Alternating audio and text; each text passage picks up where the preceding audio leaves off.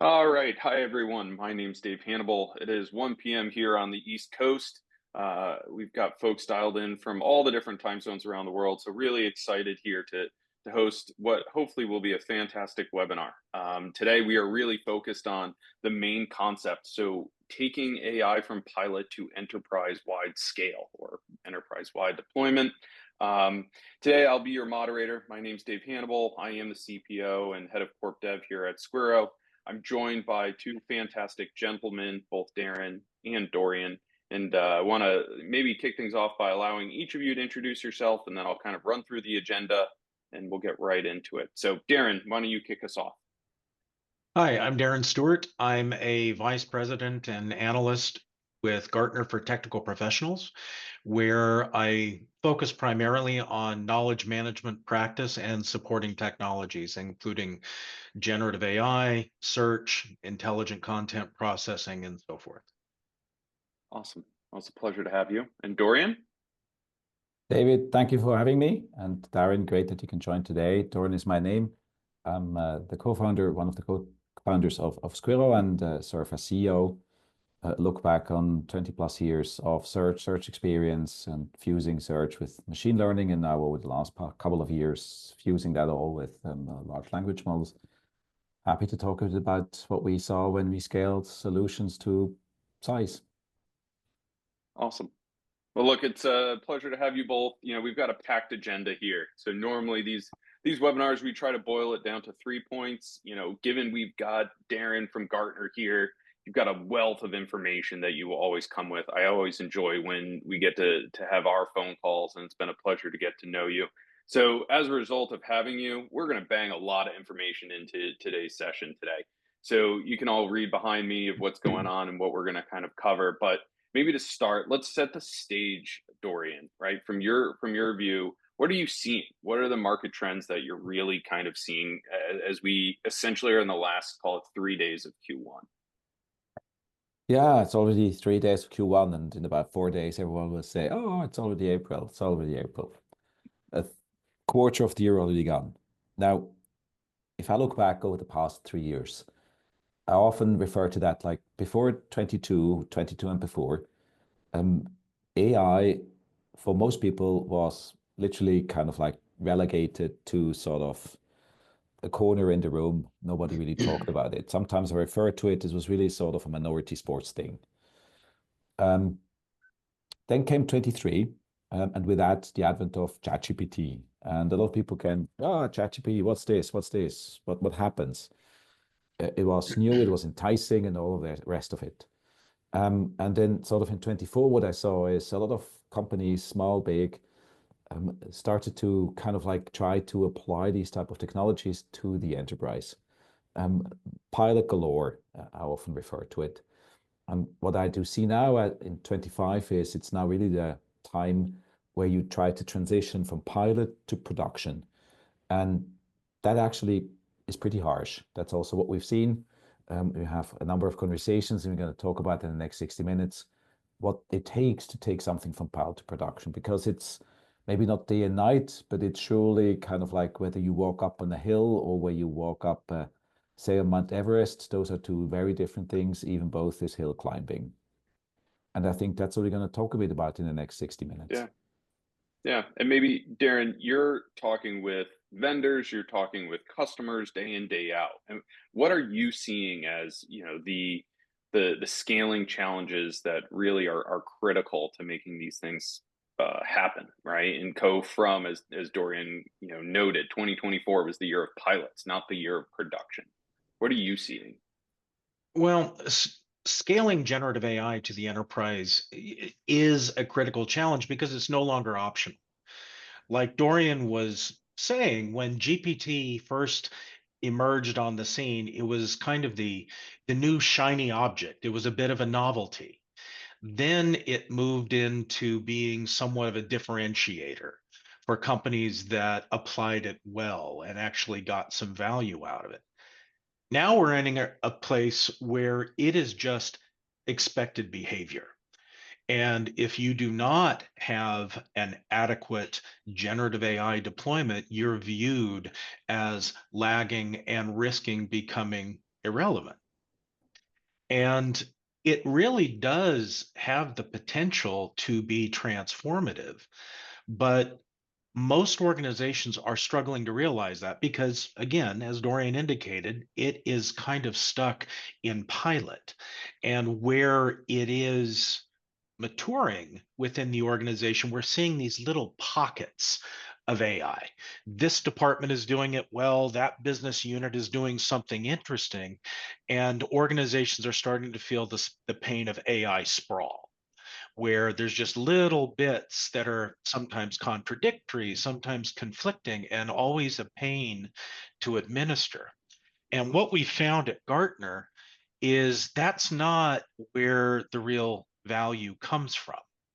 You start to see a little bit in planning and there's a little bit of experimentation, but it isn't really until you have a coherent strategy, a coherent deployment plan where things start to stabilize and be coherent for the organization, that you hit that inflection point where value creation really starts to take off exponentially. And again, getting to that point is a major struggle for most of the organizations I speak with. Yeah. Yeah. I think we're seeing it the same way. Dorian, I don't know if you want to tell any, recent stories about that before we kind of continue to the next talking point. Sure, and I think you're going to deep dive into that a bit. I had most recently a conversation with a large bank, actually well known to be what I refer to often as a build shop.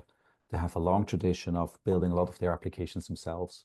We actually were in touch with that bank already way more than a year and 2 years ago, and we're discussing with them GenAI, and obviously they said, we are able to do that ourselves. So most recently, we met to see them again, we reintroduced and sat down together, and it all revolved around, they have multiple, even larger scale deployments, but kind of like they fall into sort of two categories. The larger scale deployments, they have a couple of hundred, couple of thousand users. It's very shallow. That is, it's only a couple of effectively documents like you and I can find it about that particular bank on the open web. But that's not real value. Or the Right. ones they have where they have really kind of like more documents, it's very narrow because they effectively need to limit the application access to just those few users that are really allowed to see all the documents. And the key element, the box in the top right, that is having lots of users with lots of very different documents, as an example, of lots of very different access credentials to them. That top right box, they haven't cracked the code for that. And they really struggle because that's where the real value sits, that you can effectively take not just what is anyway available on the internet or on the open web, but really want to take, as an example, company internal data, maybe even client relevant data, and make that available in the context of these work processes. And that's what we often see and folks have an issue with. And I point now to this one bank, but it's not the only bank. I have had these discussions multiple times over the past couple of weeks. And Darren, I think you have those discussions too if people turn to you for support and help who can solve these kind of things. Yeah, and Sorry, go ahead. go ahead. No, I was just going to say, yeah, the financial industry is a very common use case, but we're also seeing it in manufacturing and more industrial settings as well, which, and we'll talk about that a little bit later with the documents, but I am hearing a lot of the same things you are, Dorian. Mm-hmm. Yeah, I think the sprawl is spot on. I was actually talking, Darren, to another one of your counterparts, a Gartner analyst, and she was saying to me the sprawl problem, maybe, maybe this gets into segues us into our next part around trends, but she was saying the sprawl problem is then because you have all of these tests and pilots running all around, you're spending so much time and energy, not just human energy, but like GPU energy. Because every time you do that, you've got to create new models, but they're kind of like the same models you built over here, but no one's creating that cohesive strategy. So you have the same SharePoint data running against now all these new models, and now you're not just wasting time in human headcount, you're just wasting a lot of GPU energy and prompts and fine tuning and everything else that goes into it. So maybe with that, like what is, if you want to talk to us a little bit about some of these key trends that you're seeing when it comes to AI adoption, like where as a Gartner analyst are you seeing this go? Well, there are a few different trends that are happening. Again, initially when this rolled out, people were very excited to play with it, with generating an email or drafting a report or summarizing a meeting. And that's when we had the rush to market of the intelligent assistant and the co-pilots and so forth. Um, but people really started running into the limitations of those because we have now moved into kind of a second wave of generative AI adoption where content generation is less of a focus than content discovery, retrieval, and summarization Mm, because people will want to not just take the traditional approach where I formulate a query and that may or may not represent my question or information need, and then I get back a big long list of links to resources that may or may not have the answer I'm after. They want to ask a question and get an answer. And again, that's where the co-pilots and the intelligent assistants have really, really struggled. But then beyond that, one of the things that I, as a Gartner analyst, pound into people is you shouldn't always trust the AI. You need to be able to verify and validate that extracted, summarized answer that it gives you. So it's important to be able to trace through to the sources that went in to that answer. And those resources that are now playing into that, people are getting more demanding of their systems. Multimodal content is coming up very, very frequently. Again, mhm, especially in the engineering and technical areas where people have a lot of technical documentation that have diagrams, that have charts, that have images, and they want to be able to perform the same type of generative AI interactions on those resources as they have with text. And most recently, people are very excited about agentic AI. They want to have their systems be able to be proactive, semi-autonomous, rather than coming up with a very detailed, multi-stage iterative prompt. They want an agent to be able to take the problem, break it down, recruit the resources it needs, and present that answer. mhm. So those are the three things that have my phone ringing off the hook these days. Sure. Um, Maybe from one regard, it came up quite often at the Gartner Data Analytics Conference this year. Obviously, everyone talked about agents, and it seemed like almost every Gartner analyst then would make a massive like flag waving event of, but don't forget that these agents need to be secure, that they still need to understand the concept of data governance. You talked about the wave of from Copilot to now, instead of just writing information to retrieval. How does that play into all of this in terms of what you're telling customers? How does security and Governance, governance play yeah, into this? yeah, hmm, Yeah, it is absolutely essential, probably more so than ever before. And I think we're going to dig into this a bit later. hmm, But a lot of the companies that I talk to initially, when I bring up governance, they'll say, "Oh, we don't need that anymore. The AI will take care of that." And I'm like, "No, the AI will expose all of the issues that you haven't addressed." yeah, So, good content governance, having appropriate security measures, having all of your permissions and access controls rock solid are absolutely essential, not just with the agentic approach, but with generative AI in general. Even if you're just doing a manual interaction at a prompt window, if you don't have your content well governed, so it's in a suitable form for the model to ingest and process. And especially if you don't have access and acceptable use nailed down, you're really rolling the dice. as to whether or not something that should not be presented gets incorporated and presented or not. Yeah. Yeah, that's great. I think that's super critical. And then, maybe, Dorian, to you, like, what are some of the roadblocks that you're kind of seeing from people, right? Because you're the evangelist of this technology so often, right? We were even talking, you just flew back from London, right? And from that regard, like, what are you seeing that make people stop? A number apologies for my voice. Indeed, I just come back from London and was in a very cold hotel room and caught a flu. That's not good for a webinar. I think we have also a couple of slides up, don't we? Where we talk about some of those common roadblocks that we at the moment see. There are a couple of them. If you are able to go to the next slide for that, they start with compliance. We just talked about that. This AI sprawl is a hindrance to that, and we also see a lot of folks struggling with security privacy requirements. I was in London with a group of software companies where some of these software companies want to apply these type of technologies to customer care. Now, in customer care, you invariably will have some personal identifiable information, PII data, and with stringent regulations in place for some of the industries these folks operate in, healthcare as an example, you need to have an answer for that. Otherwise, you will not be able to deploy this at scale. So you will need to have an answer how you handle, as an example, privacy, PII data, security. One struggle. And I often compare that to a bit like a Squid Game.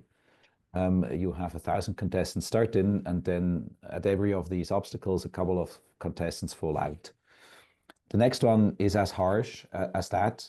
We, as a company, we do now search for 20 plus years, and within that domain of Squirro, about 10 plus years. Permission enablement was always with us. And it's a case that's solved in traditional enterprise search, where you have these IDs of so-called early binding or late binding. For some of the listeners that will be familiar to you, effectively at the ingestion time of getting documents into your index, you also look at who is allowed, which user groups are allowed to see these documents. I simplify a bit. Now, in the moment you go to vectorized spaces, where you kind of like take these documents and chunk them, I make a simplification here a bit. Instead of having one document with maybe 10 pages, you have now chunks, say 10 chunks a page. You have now effectively 100 chunk-sized documents. And what happens is obviously that this type of permission handling becomes really complicated. And especially if you have large-sized indices, you literally run into what's from a hardware perspective possible. So as an example, and I think we spoke a bit later about that in the webinar, we had to completely unlearn how you do permission enabling. But without proper permission enabling, you will not be able to take any enterprise level GenAI thing to size. Why? I have not seen any company where from the associate all the way to the CEO, everybody is allowed to see the same type of information. So permission enabling, critical. The next one we see, and we have seen a number of times, is it's a massive difference if you have a pilot with 1,000 documents, with 10,000 documents, or if you have a full production rollout with 1,000, 2,000, 3,000 million documents with a velocity rate that is change of documents of, say, 20% per annum, which still means you have thousands of changes a day that you need to process. I might have a requirement that any such index needs to be in an hourly update cadence. Index operation over time with such velocity rates is not easy. And you'd better have done that a number of times, otherwise the learning curve is very steep. The next one we have seen a couple of times is, while again, in smaller kind of like pilot setups, accuracy, even precision, you might think you have handled that. In the moment you have a much bigger sort of index size, document size, you have these good old recall precision elements that you need to optimize for. That said, with a whole level of new complexity, because it's done a bit differently than in the good old TF, IDF type spaces. And if you have done all of that, you will come also to the conclusion that foundation models, while extremely powerful for text recognition, for text generation, and Darren, you talked about that, multimodality, even image recognition, and even recognition what's in an image in terms of structured data extraction, and also text generation. As such, a foundation model, I often compare that, is like an engine. It misses steering wheels, it has no gear train, it has no seatbelt. And this is all the scaffolding you need around an engine to make it a car. And it's the same here. You need all these elements to effectively get to a proper car, or in this case, get to a proper enterprise GenAI solution that you can take to size and make it work. And so these are a couple of the challenges we're going to highlight a bit in the next 40 minutes that's left of the webinar. Challenges that you have seen often. People struggle if they don't have a long track record of dealing with these type of challenges. Yeah, and Darren, maybe from your perspective, as you're talking to folks, like what are some of the common trends that you would echo, or are there any things that you would potentially see as different from Dorian? From a technical perspective, Dorian did a really good job of covering the major obstacles that people are facing. The one that I would emphasize a bit is companies are really unprepared for the amount of effort that needs to go into making their content and their information sources suitable for purpose when trying to use it for generative AI. I spoke with one client yesterday who was moving in this direction, said, well, I have 50 million PDFs and I want to put it in a RAG solution. And was trying to get a bit more detail. And he said, well, I think they're all PDFs. That's all the information that they had. And it is not sufficient to just throw 50 million PDFs at an index. You need to do all of those things Dorian was talking about, including content hygiene and enrichment and chunking and all of that stuff. And organizations are not prepared for that, or at least very few of them are. Yeah. And if I may add, yes, here please. to your point, Darren, right? What I see often is AI is one of those technologies that sound magical in terms of its prowess. And then you simply stick the batch AI against your existing content repository and think all of what is in there is now suddenly magically, nicely prepped for a GenAI solution, which it is not, right? Duplicates, or if you talk about PDFs, some of these PDFs might actually be poorly made scans of poorly layouted documents. Just because you batch AI against that, it will not make it a clean data set. Absolutely. And this all goes back to the governance issue we were talking about earlier. Yep.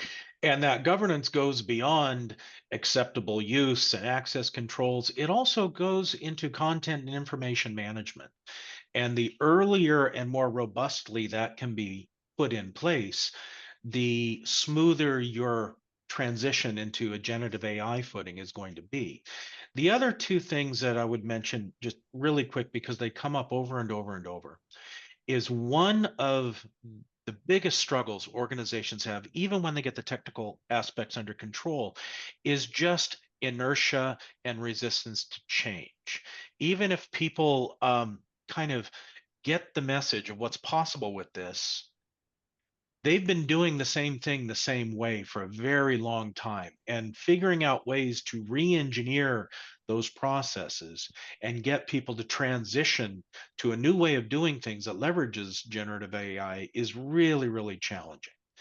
And also, companies are still struggling to either acquire or cultivate the talent and the skill set needed to build and maintain these solutions, whether it is training or tuning a foundation model, doing agentic development, structuring prompts. That's still a fairly new and rarefied skill set. So people are increasingly reaching to external partners, professional services, those types of things. And I'm encouraging them, that's great, but make sure that there is some knowledge transfer going on. So you're cultivating that expertise internally as well. I Yeah, I couldn't think agree that's more. great. Sorry, Yeah, David. like even on our, we have a learning program, right? And we have a new learning class literally going to come out on search, just because there are so few people who understand how to optimize search, right? How do I think about this? How do I think about by classifying my data this way, I then need to deal with search this way. So then my end business user gets the result that they're expecting to see because their brain is just wired in the way everyone's brain is wired. They have no idea what goes on under the hood, right? It's like a mechanic. A mechanic's used to popping the hood and saying, what's that engine doing? Why is that making that sound? The rest of us, we just get in the car and hit the power button on the car and off we kind of drive, right?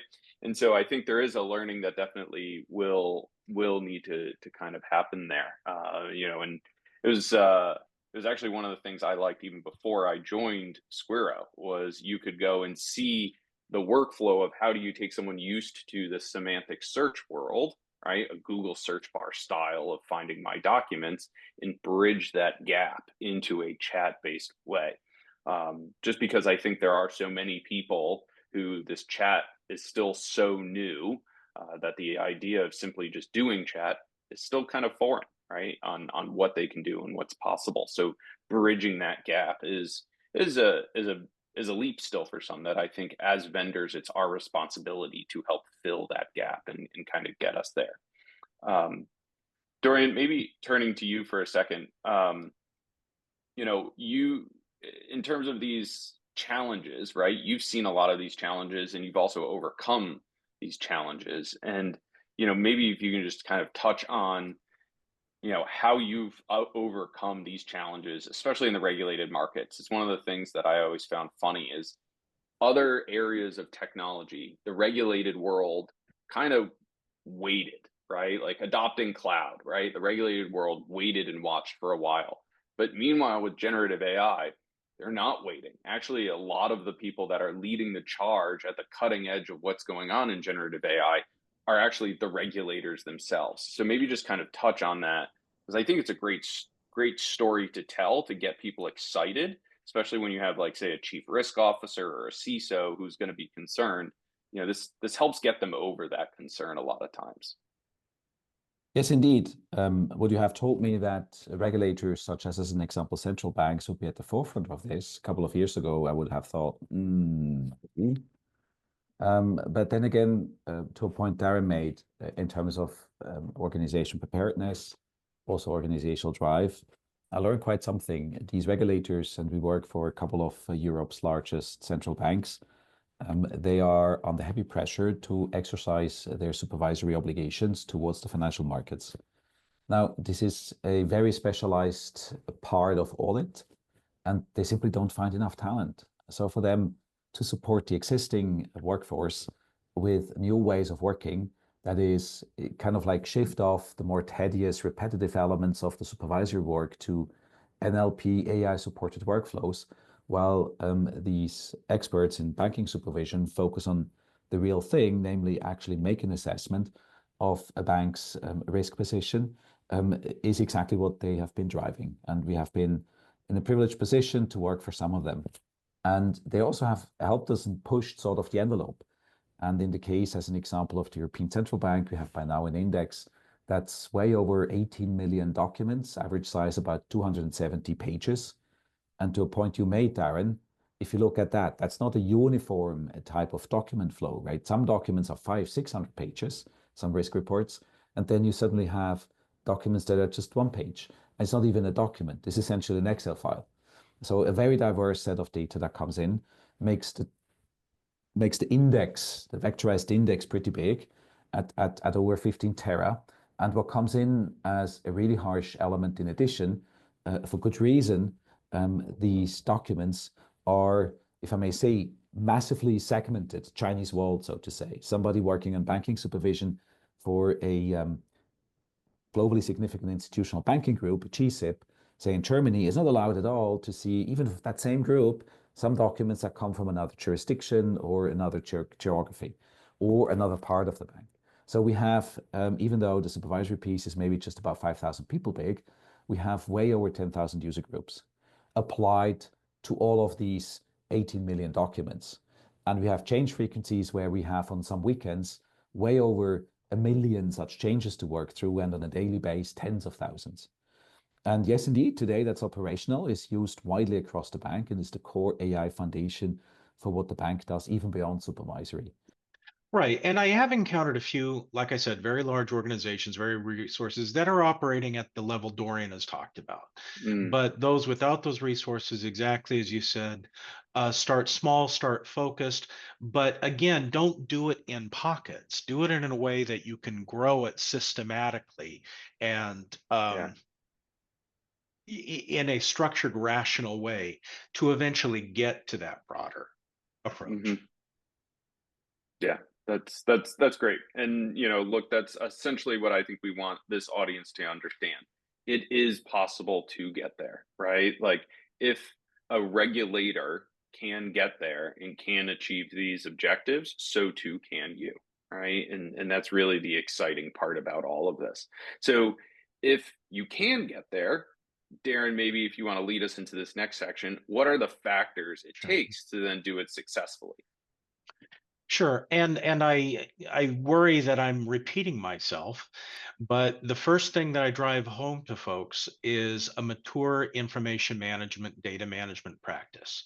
And that pulls in all the things we've talked about: content hygiene, content enrichment, um, good security practices, all of that. And having that governance in place is going to ensure not only that the content is fit for purpose, that the integrations can go smoothly, but that it can scale and continue to serve its purpose as intended. We see a lot of sprawl, a lot of drift, and that really starts to degrade accuracy and performance. And to stay on top of that, continual evaluation is essential. So you need to have well-defined, clearly articulated metrics, both qualitative and quantitative, and have a platform that is sufficiently instrumented that you can gather the information you need to make those evaluations. And of course, that presupposes that you have a baseline. So you know, here's where we're starting from, and here's what we're going to measure against. And a lot of folks overlook that. The other thing in terms of scalability goes back to adoption as well. Even if the platform scales wonderfully, if people don't know how to use it or how to work it into their business processes or to do some personal process reengineering, it's going to be underutilized. Mhm. Yeah, that's great. And I think it's also helpful, for this audience, there's a bunch of factors that thanks to Darren, given some of the research and work you've done, we put here on these slides just so you have all the additional elements. And maybe, Dorian, turning to you, the other thing I think we always find ourselves talking about is that AI stack and what goes into that AI stack to get you to scale. So maybe if you can kind of touch on a couple of those elements here that are most important. Sure. As always, what looks easy on the outside is a bit more complex if you go to the inside. An analogy I sometimes do is the following. Some 15, 20 years ago, the first e-commerce applications came along. And those e-commerce applications at the time were literally kind of like, oh, I have a bit of JavaScript code, I have a web shop, good is. No, it is not. And because you will need more than that. You need an asset management system, as an example, with all the images, etc., etc. You need an ability to interconnect with the finance system for billing. You need an ability to connect with the logistics system. You need an ability to, as an example, also deal with the fact that you get goods returns, etc. And suddenly what looked easy at the outside is not anymore easy. And the generative AI stack has a bit of that same propensity, because you need to be able to orchestrate within the stack and then across the enterprise landscape a few things. It starts with how do you operate that whole thing? We have seen both. We have seen people who do that on premise, but we also have seen who do that in cloud. In the cloud, in the moment you touch sensitive data sets, you will need to go the virtual private cloud route that you need to be able to operate out of your company. Then on top, you have that whole data ingestion, MLOps element that comes on top of it. That is absolute a key before you even get anywhere to the upper levels. Then there is the question, and we just heard about that from Darren, about kind of like what the models are. Many people go today, oh, I go to OpenAI, that's surely one way, but not necessarily the only way, because there are some cost precision equation elements that you need to consider. What looks very cheap at the beginning can be at scale very expensive. So you want to look kind of like what model size, maybe some open source models in a combination. So there is a lot of stuff that you need to go through on that model level. Then on top of that, as we just laid out at the very beginning, the model itself is not enough. You need a bit of scaffolding around it. So you need that GenAI tooling, that sort of wrapper layer that allows you to do things like permission control, that allows you to do things like, as an example, support various applications, maybe through an API element. And only then you get to sort of the top of that stack where you have these GenAI enabled applications. Because that's also something we see. Well, a lot of people kind of like go, oh, I have now my own website internally to the company that is a kind of like mimicking Copilot, or maybe is even Copilot. Most of the people in most of the organizations spend most of their time in existing application frameworks and existing workspace frameworks. And a driver to not create adoption rates is if you simply come with yet another application. So right from the beginning, you need to think how to integrate that whole thing. And that is the whole generative AI stack in a very short form, that you then need to orchestrate across the use cases you do, but also, like Darren said, you might want to start small and then grow, where you do really well if you right at the beginning look at, is that a stack that is able to not just do one use case, but do multiple use cases? Because otherwise you have that sprawl and you have a cost equation that's not going to go positive for you as a company. Yeah, I think that's spot on. The sprawl is a concept that, Darren, I think you highlighted so well. And, Dorian, maybe I'll stay on you for a second. If you could kind of maybe touch on what I always think about when I have speaking spots. I talked about this just last week at an event I spoke at, which is all of these fun elements of chat or agents are all great, but if you don't have, say, data governance, i.e. the ACLs, or if you can't break down your teams but keep them on one horizontal layer, you can't cost optimize, you can't drive real big scale. Kind of talk to us a little bit about the security, the data governance piece here. Absolutely. As I laid out, and I think we have a slide later on as well about that. Yeah, thank you. We had to quite unlearn quite a few things over the past 2 years in terms of how you do access control, lists, permission enabling in vectorized spaces. Here's the super short version. I want to be respectful of time, and I think you, Darren, have lots more to share with us. So I super simplified that a bit. In the moment you start to kind of like get these data sets and embedded and vectorized and all of that, you effectively have created vectors for your data. And a good way to be fast in terms of access speeds is to group similar vectors into the same level, what you see here on this page. So if I, as an example, on the lowest level have, I don't know, let's go to clothing, pullovers, and then in the middle level you have some trousers, and the top level you have some shirts, right? It's trivial and fast to go and ask, how many pullovers do I have? Because you just need to go to the lowest level, vectors are there, vector compute is super trivial in that type of setup. Latency, minimal. Now, the problem is, in the moment you add access control to that, access control is a bit like orthogonal, because the person that is allowed to see dataset A is not necessarily the same that is allowed to see dataset B, C, and D in the same level. That's actually segmented.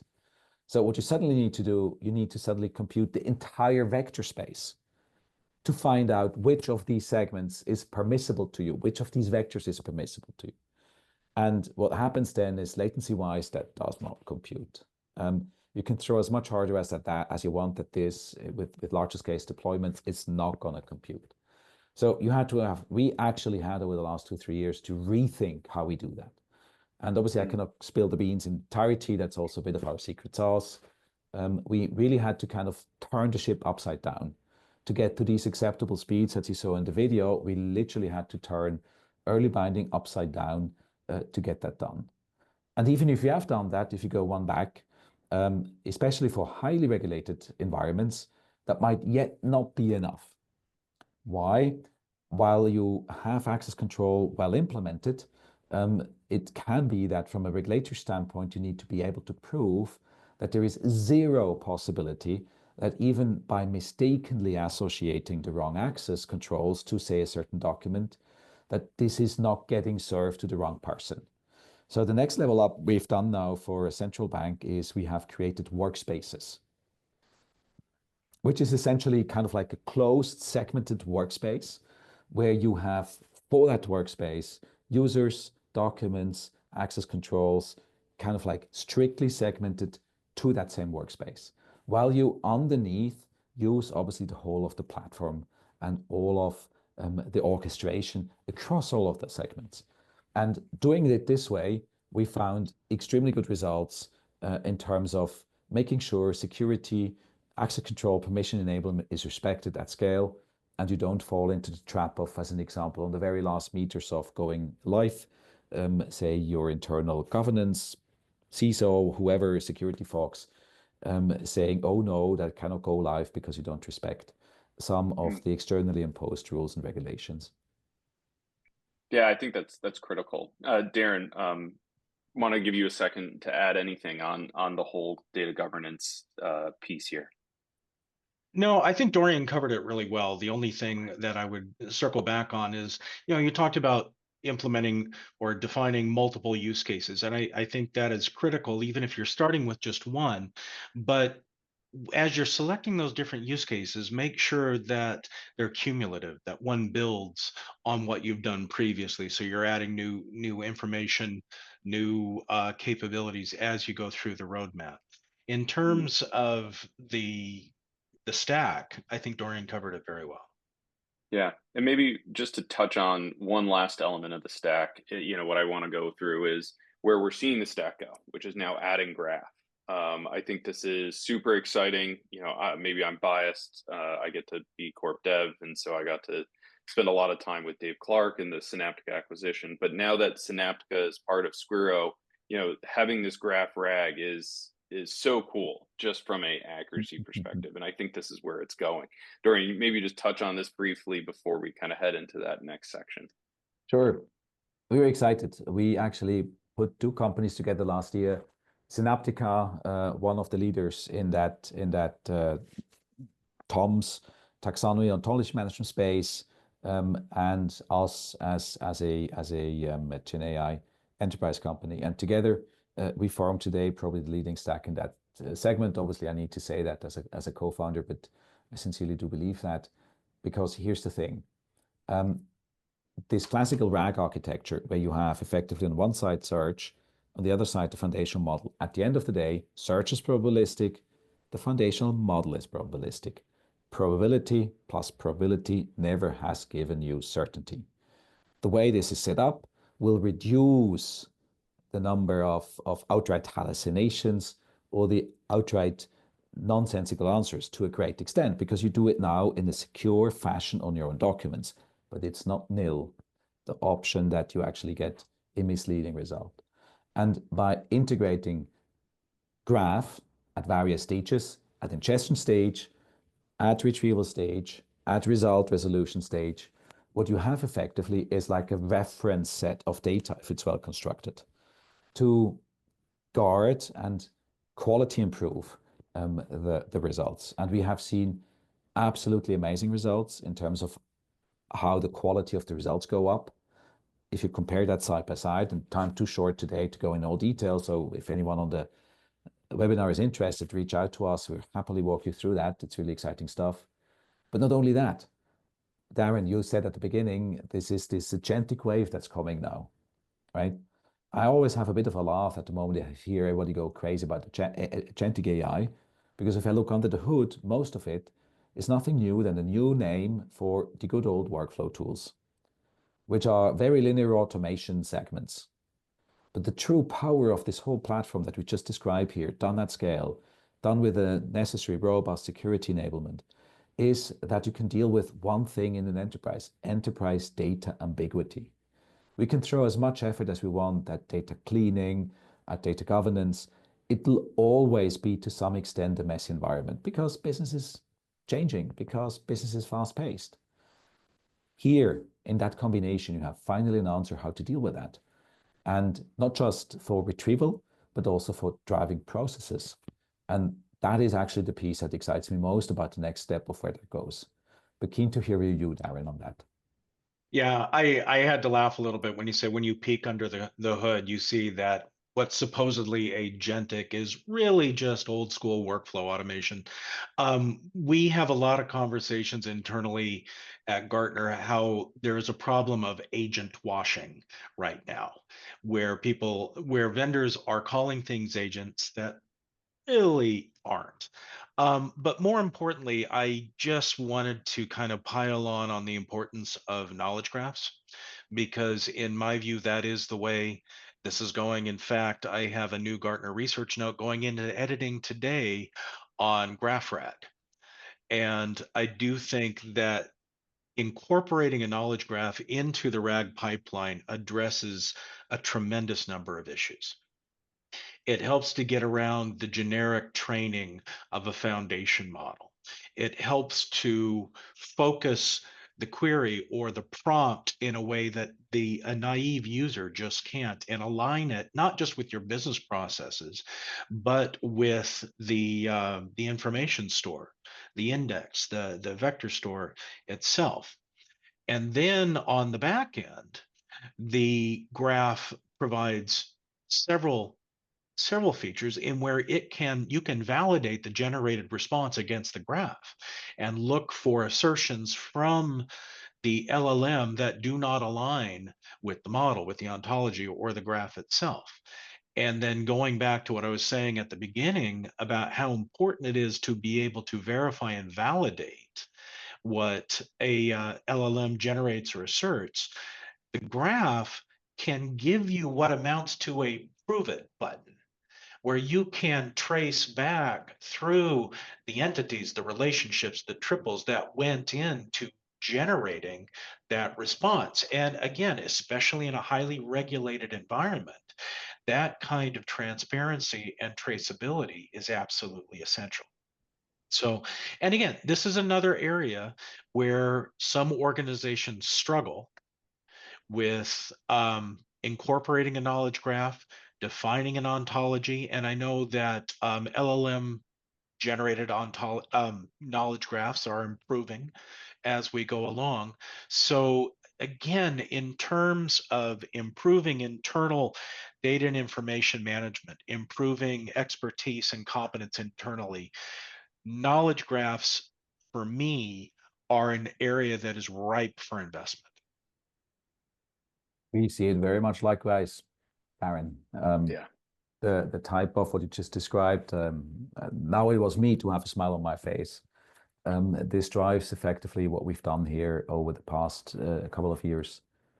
And I couldn't agree more. I also want to address the point, right? Many companies out there indeed do have not even a graph to start with. So there's a bit of an empty slate problem here.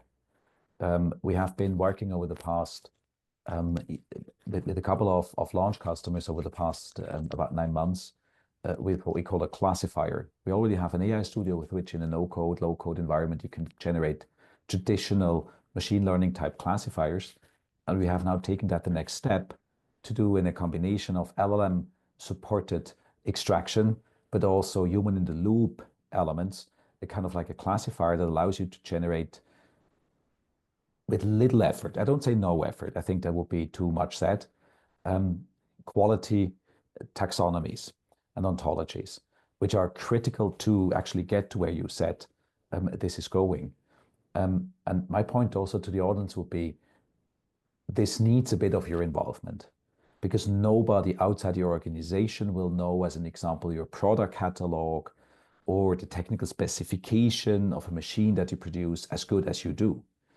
And to leave that just to happenstance of an LLM recognizing that properly, I wouldn't do that. But if you're willing to do that bit of an effort, the payout, the return of investment, what we have seen with some of the early launch customers you do that with, is phenomenal. Wouldn't you agree with that, Darren? Absolutely. And especially the point about how it's going to take some effort. You're going to have some of your own internal subject matter experts involved in the process. building a taxonomy or structuring a proper ontology is a pretty specific skill set. But even if you have somebody who is an expert at doing that, they don't know your domain. As you said, they don't know your product catalog. They don't know your processes. But if you can bring in that person who has that expertise with an appropriate tool, they can coax that information out of the internal people. And then once it is in that formally represented form, it can be remarkably powerful in a RAG pipeline. Yeah.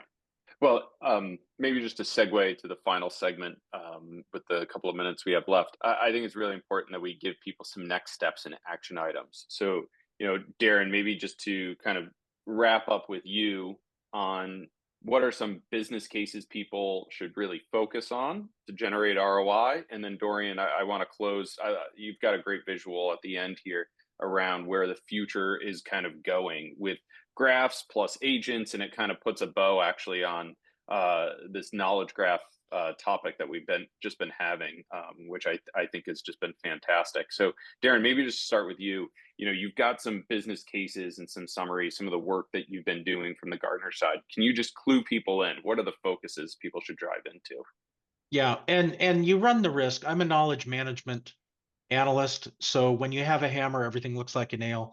But I am seeing the biggest low-hanging fruit, I guess, in the knowledge management space, in helping people not only find and retrieve and synthesize knowledge, information from diverse sources across the organization, but also in capturing and sharing that information.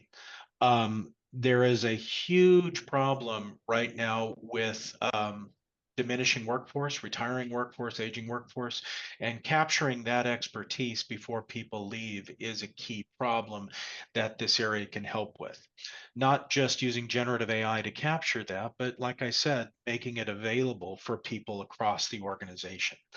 The content generation use cases, summarizing meetings, creating knowledge bases out of those transcripts is really, really valuable.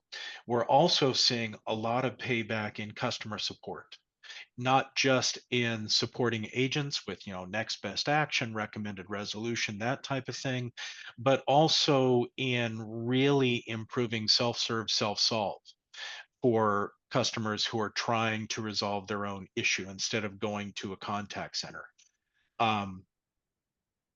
Having access to all of those past tickets, all of that support information, having a conversational interface on that, again, hopefully governed by a knowledge graph so that there are some checks and balances there, is generating probably more immediate benefit and value than any other use case I've seen. Yeah, we're seeing it too.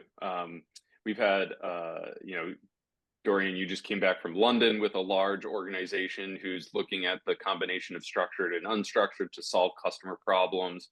We've got a pilot turning into production, same deal. They started with a general KM kind of use case in their initial pilot, and they saw the glimmer of light that is that service management kind of push, and immediately flipped and said, no, this is great, but there is so much more ROI here. Let's go after this right now, and let's just go for it right immediately, because there's just so much ROI on that. So I think that is huge. And Dorian, you've got a general example that kind of obfuscates, some of the work our customers are doing and kind of takes it onto the home front.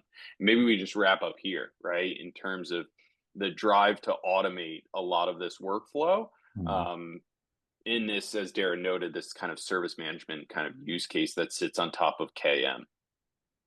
We only have about a minute to go, but when you, Darren, laid out the case that these customer support cases, you have seen probably most of the value. I said, bingo. We actually started that internally. And I can tell you, it's really bingo. Not only that you can kind of like figure out what you need to do in case of a problem, but actually automate that. And what we sketch out here is a bit what we do in that domain, right? Somebody comes in and needs a new Zoom subscription as an example, because it's a professional use, and B, it's more than those 45 minutes, which is, I believe, free to some extent. You can come in, you effectively can ask a question. If you have done the know-how into a graph, you effectively can resolve against that type of setup what this is about. Maybe the solution comes back with a couple of additional questions, kind of like what type of Zoom license do you need? There are different ones available. You effectively, in an interactive dialogue, gonna add to that. And then it starts to generate that, because at the end, it's simply an API call that you can do to kind of like generate that upgraded Zoom experience.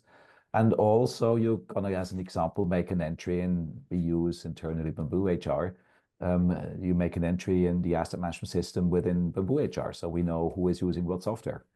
And all of that is kind of like given into the hands of an employee with minimal interference. And already today, it takes us hours away of what otherwise my small and overloaded internal IT team would have to do. And now it goes there. Too bad we are kind of like coming to a close to the meeting. Otherwise, I would have pulled that up and showed it to the audience. It's really amazing what you can do. And again, this is only the start. And in that sense, Yeah. I do indeed agree with what Natya Sadela said the other day. It's the end of SaaS, because you can now, with these agentic type workflow situations, think about entirely different ways to create enterprise value than before. For me, it's the biggest disintermediation, reintermediation opportunity in our lifetime, of the size of what Spotify did to the music industry. Back to you for close, David.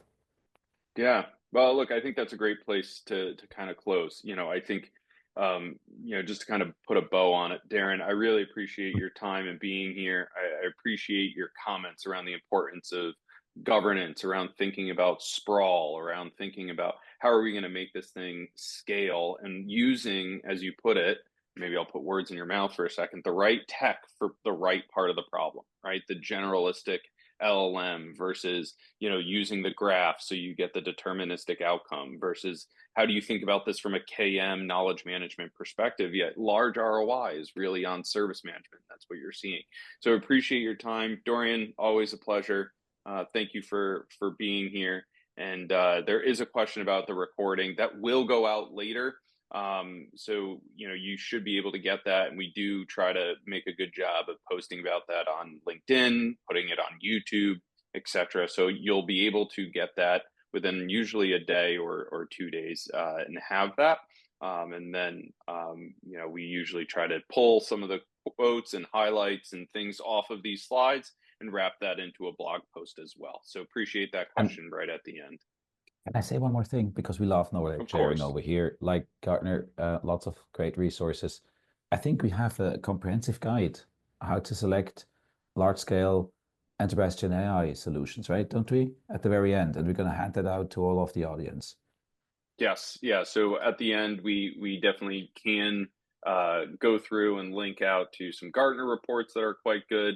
But then, there's additional guides that you can get off of our website that kind of help you go through strategic rationale, capability scope, etc. And we kind of lay this out. And this goes into more detail in that guide. So thank you, Dorian, for pointing that out. Darren, I know you've got a lot of great assets on Gartner. And so, we'll suggest people go and look for it there. But appreciate your time today. This is an area of intense research for us currently. Yeah. Well, very good. Well, thank you so much. Thank you, Darren. Appreciate the time. Thank you, everybody. Have a great rest of your day, everyone. Cheers. Cheers.